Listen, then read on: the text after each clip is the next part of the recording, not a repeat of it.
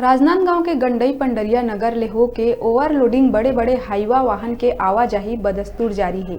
खनिज विभाग के कार्यालय गंडई ले 80 किलोमीटर दूरिया होए के कारण ज्यादातर इंखर ऊपर कोनो कार्रवाई नहीं होए। तेकर सेती रेती माफिया मन बेधड़क निडर होके बिना रॉयल्टी पर्ची के काम ला अंजाम देवत है। पाछू दिन मीडिया में प्रमुखता ले खबर के बाद खनिज विभाग के संबंधित अधिकारी मन के द्वारा सड़क में ओवरलोडिंग गाड़ी मन के जांच करे गई।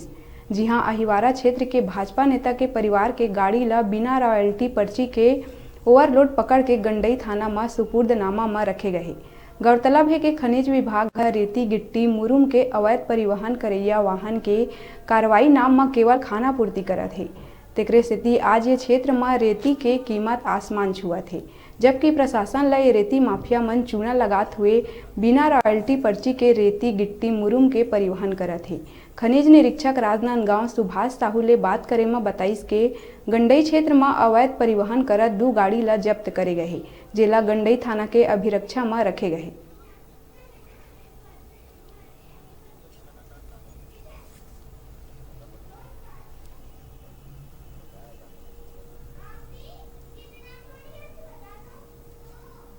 जय जोहार संगवारी हो।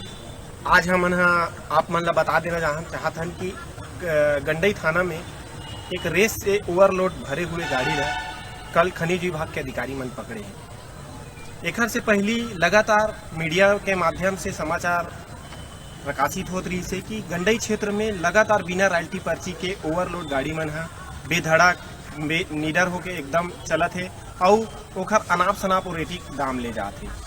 लगातार समाचार छपे के बाद भी कोई कार्रवाई नहीं हुई। विगत दिनों फिर हमारे मन के द्वारा एक समाचार प्रकाशित करेगी, तेखर बाद खनिज विभाग गंडई में आके कार्रवाई करेगे है।